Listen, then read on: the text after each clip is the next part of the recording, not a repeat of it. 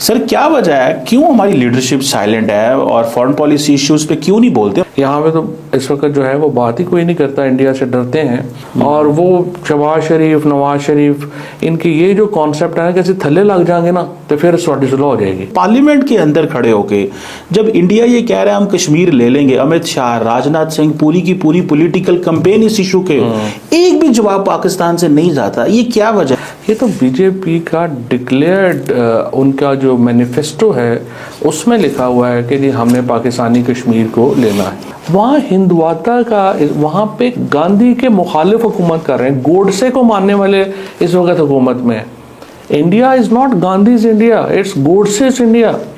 और वो जो है वो मुसलमानों को बर्दाश्त, वो कहते हैं आप मुसलमानों के घर पैदा हुए हैं ना तो तुझे साढ़े मुखालिफ। कि मैं इंडियन फिल्में बिल्कुल बंद नहीं करना चाहता था और मैंने ये बात कही 10 बार कि हम अपना सिनेमा ख़त्म कर लेंगे अगर हम इंडियन फिल्में बंद करेंगे, और हमने उल्टा अपना नुकसान किया, कोई उसका फ़ायदा नहीं हुआ। हमने इंडियन फिल्में बंद करके बड़ी गलती की, हमारे सिनेमा सारे ख़त्म हो गए।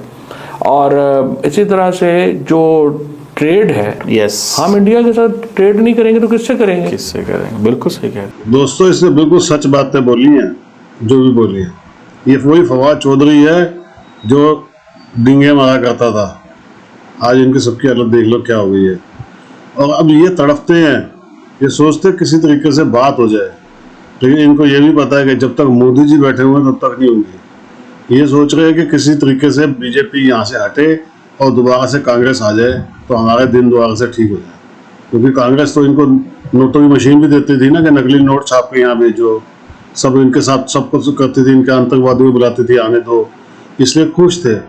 अब बीजेपी ने ठोक रखा, मोदी जी ने ठोक रखा तबीयत से, इसलिए इनकी हालत खराब है। अब तो इनको वो भीख भी नहीं देता है। अब आने वाले दिनों के अंदर जो इनकी हालत हो गई है आप देख ही रहे हैं, बलूचिस्तान टूट गया है, सब टूटने वाले हो गए हैं, अब इनकी हालत है खराब। इसीलिए कह रहे हैं भैया मोदी जी जब तक है हमारे बस की कुछ नहीं है। कमेंट्स कीजिएगा दोस्तों, वीडियो को लाइक और चैनल सब्सक्राइब जरूर कीजिएगा। Thank you very much. Sir क्या वजह है, क्यों हमारी लीडरशिप साइलेंट है और फॉरेन पॉलिसी इश्यूज पे क्यों नहीं बोलते? हमारे पास फुल टाइम फॉरेन मिनिस्टर है, क्यों हमारा मुकदमा दुनिया के सामने नहीं जा रहा? आपने इंटीरियर मिनिस्टर को आखिरी दफ़ा कब बोलते देखा है? अब मेरा काफ़ी देर हो गई, गायब है। देखिए, गवर्नमेंट एक मॉडल पे जो है वो काम कर रही है, और गवर्नमेंट का जो बुनियादी मॉडल है वो ये है कि हियर नो इवल, से नो इवल, और बस अपने जरा चुप करके जरा काम हो रहा है ना उहदे च लगे रहो। इन्होंने सारी जिम्मेदारी डाल दी है एस्टैब्लिशमेंट को। ये जो मौजूदा हुकूमत है एक्चुअली ये एक बोझ बन गई है एस्टैब्लिशमेंट के लिए, क्योंकि इनका कोई भी जो सियासी बोझ है, देखिए ना, अगर सारा काम होना आप ही करना है तो फिर आप ही कर लें, फिर इनको रखने की क्या ज़रूरत है?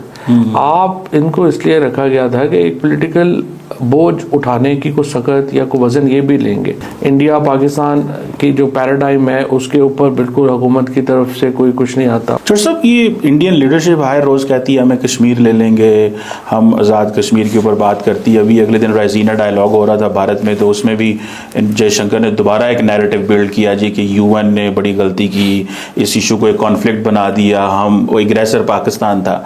ये पाकिस्तान की जो पॉलिटिकल क्लास है ये पार्लियामेंट में खड़े होकर क्यों नहीं बोलती? आप बोला करते थे, मुझे याद है, इंडियन पॉलिसीज़ के हवाले बात किया करते थे पार्लियामेंट के अंदर खड़े होके जब इंडिया ये कह रहा है हम कश्मीर ले लेंगे, अमित शाह, राजनाथ सिंह, पूरी की पूरी पॉलिटिकल कैंपेन इस इशू के, एक भी जवाब पाकिस्तान से नहीं जाता, ये क्या वजह? ये तो बीजेपी का डिक्लेयर्ड उनका जो मैनिफेस्टो है उसमें लिखा हुआ है कि जी हमने पाकिस्तानी कश्मीर को लेना है। और मेरा जो मानना है वो यही है कि अगर हमने आई वुड से कि चीज़ें बेहतर भी हो सकती हैं और होनी चाहिए, इतना अरसा हो गया है। अब हर बंदा यहाँ पे कहता है कि कारगिल बहुत बड़ी जो गलती थी, तो भाई सियाचिन क्या था? कारगिल पहले हुआ या सियाचिन पहले हुआ है?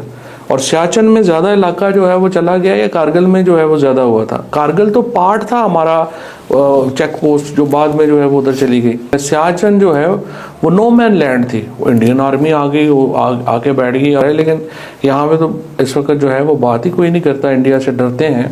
और जो नून लीग की और पीपल्स पार्टी का इस वक्त जो, और वो शहबाज शरीफ, नवाज शरीफ, इनकी ये जो कॉन्सेप्ट है ना, कैसे थल्ले लग जाएंगे ना तो फिर सॉर्टी सुलह हो जाएगी। इस तरह की सुलह तो नहीं होती। आखिर ये 25 करोड़ लोगों का मुल्क है। अच्छा सब ये बताइएगा, ये नून लीग के बारे में एक तासुर इम्प्रेशन माजी में भी रहा है कि ये इंडिया से अच्छे ताल्लुकात चाहते हैं, जो कि अच्छी बात है। ये अच्छे ताल्लुकात की जो चाहना ही है कि ये बोलते भी कुछ नहीं है इंडिया के बारे में, जैसे फॉरेन मिनिस्टर बिल्कुल ही नहीं बोलते, ये क्या उसकी एक सोच है कि वो समझते हैं? क्योंकि मुझे पता ये चला था कि फॉरेन मिनिस्टर साहब ने जब SCO पे जयशंकर आए थे तो उन्होंने एक ट्वीट की पाकिस्तान पे, थैंक यू पाकिस्तान। तो उन्होंने अपनी एक इन हाउस मीटिंग में कहा कि हमें 10 सालों में भारत से एक ट्वीट ही आई है बस। सो ये एक खौफ है कि जी हमें बात नहीं करे। तो ये क्या आप समझते हैं ये PMLN की एक स्ट्रैटेजी है, ये पॉलिसी है कि भारत के बारे में कुछ भी नहीं बोलना, वो जो मर्जी बोलते रहें, हम खामोश रहें, ताकि इंटरनेशनल कम्युनिटी को हम मैसेजिंग करते रहें, देखिए जी हम कुछ नहीं बोल रहे, जो कर रहे हैं वो कर रहे हैं और हम तो बात करना चाहते हैं? ये उनकी पॉलिसी है या कि how do you see this? I would say a very explicit strategy of Nawaz Sharif. This is a very explicit desire of Nawaz Sharif. वो देखें, आपने बिल्कुल सही कहा, हिंदुस्तान के साथ अच्छे ताल्लुकात, भारत के साथ अच्छे ताल्लुकात पे पाकिस्तान में तो कंसेंसस है। मैं हूँ, आप हूँ, इमरान खान है, आसफ जरदारी हैं, सब लोग चाहते हैं कि कंसेंसस हो और ये ताल्लुकात बेहतर होने चाहिए, कोई इसमें प्रॉब्लम नहीं है। बट प्रॉब्लम यह है कि दूसरी तरफ वहाँ हिंदुवाता का, वहाँ पे गांधी के मुखालिफ हुकूमत कर रहे हैं, गोडसे को मानने वाले इस वक्त हुकूमत में है। India is not Gandhi's India, it's Godse's India.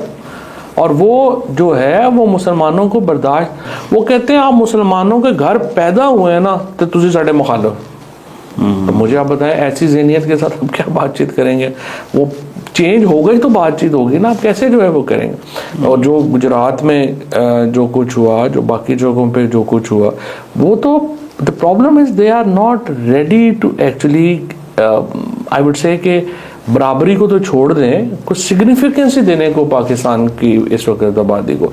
ऐसे माहौल में कैसे बातचीत हो सकती है? तो इसलिए मॉडरेट्स जब इंडिया में आएंगे तो उस वक्त पाकिस्तान और भारत के दरमियान ताल्लुकात जो हैं वो बड़े बेहतर हो जाएंगे, क्योंकि पाकिस्तान के अंदर अब ये कंसेंसस है कि इंडिया से ताल्लुकात अच्छे होने चाहिए।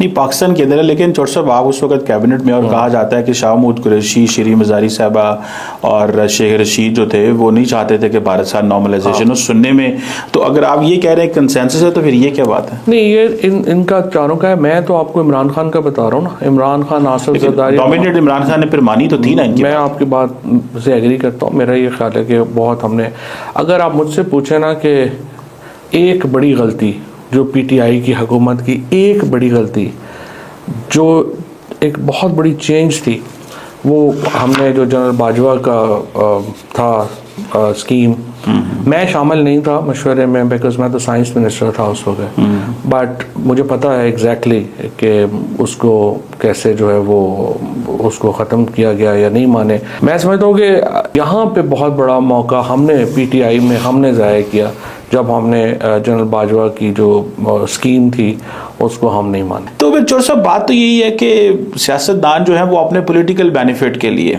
देखो ना, एक प्रॉब्लम है ना चिमा साहब, देखिए प्रॉब्लम उस वक्त ये हो गई जिसमें अगर आप दूसरी साइड की भी देखें, पर मैं जिस तरह मैं कह रहा हूँ कि मैं तो हक में हूँ, और आप कैबिनेट में देखिए, मैं इंडियन फिल्में बिल्कुल बंद नहीं करना चाहता था और मैंने ये बात कही 10 बार कि हम अपना सिनेमा ख़त्म कर लेंगे अगर हम इंडियन फिल्में बंद करेंगे, और हमने उल्टा अपना नुकसान किया, कोई उसका फ़ायदा नहीं हुआ।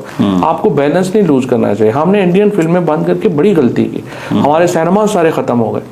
और इसी तरह से जो ट्रेड है, देखिए ना, प्रॉब्लम यह है कि चीमा साहब फिर जो है ना हमें तो कह देते हैं ना कि पंजाबियों की बात करते हैं और ये वो, बट फैक्ट इज़ देखें खैबर पख्तूनख्वा के साथ जो है वो चाइना भी उसको जो है वो गिलगित बल्तिस्तान वगैरह के ज़रिए जो है वो उधर भी आ जाता है, और फिर आपका अफगानिस्तान आ जाता है। लाइकवाइज बलूचिस्तान के साथ ईरान है और Afghanistan. Punjab is land locked. Yes, हम इंडिया के साथ ट्रेड नहीं करेंगे तो किससे करेंगे? बिल्कुल सही।